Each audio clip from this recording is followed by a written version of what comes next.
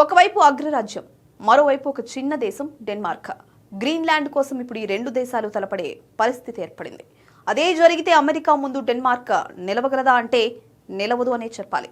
కానీ Denmark NATO సభ్య దేశం, గ్రీన్లాండ్ డెన్మార్క్లో భాగం కాబట్టి నాటోలోని ఆర్టికల్ 5 ప్రకారం ఒక దేశంపై దాడి జరిగితే సభ్య దేశాలన్నిటి మీద దాడి జరిగినట్టే.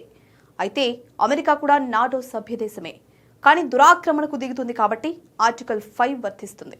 కానీ నాటో బలమే అమెరికా కాబట్టి డెన్మార్క్కు ఏమాత్రం మద్దతుగా నిలుస్తుందో తెలియదు. ఒకవేళ డెన్మార్క్ను ఒంటరి చేస్తే నాటో మనుగడే ఉండదు.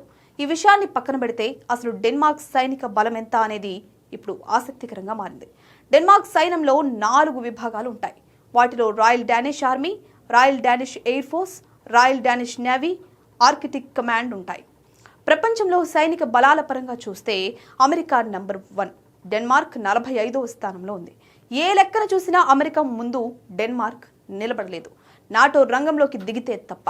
ఇక అమెరికా సైనిక చర్యకు దిగితే 1952 కోల్డ్ వార్ నాటి ఒప్పందం ప్రకారం వెంటనే ప్రతిచర్యకు దిగే హక్కు డెన్మార్క్కి ఉంది. ఏదైనా ఆక్రమణ ప్రయత్నం జరిగితే కమాండర్ల ఆదేశాల కోసం ఎదురు చూడకుండానే ప్రతిఘటించే అవకాశం డానిష్ సైన్యానికి ఉంది. 1940 ఏప్రిల్లో డెన్మార్క్ను నాజీ జర్మనీ ఆక్రమించిన తరువాత ఈ నిబంధనను తీసుకొచ్చారు. ఏ దేశమైనా దండెత్తితే ప్రతిఘటించే బాధ్యతలను డెన్మార్క్కు చెందిన సంయుక్త ఆర్కిటిక్ కమాండ్ చేపడుతుంది. దీని ప్రధాన కార్యాలయం నూక్లో ఉంటుంది. ఈ కమాండ్లో డెన్మార్క్ త్రివిధ దళాలకు చెందిన సైనికులతో పాటు ప్రత్యేక బలగాలు ఉంటాయి.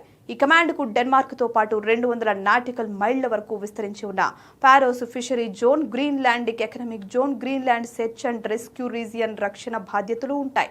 గ్రీన్లాండ్, ఫారో ఐలాండ్ల సార్వభౌమత్వాన్ని కాపాడడం, నిఘా, సముద్ర కాలుష్య నియంత్రణ, ఫిషరీస్ ఇన్ఫెక్షన్, హైడ్రోగ్రాఫిక్ సర్వే, ప్రభుత్వ సైన్స్ మిషన్లకు సహకార బాధ్యతలను ఈ కమాండ్ చూస్తుంది.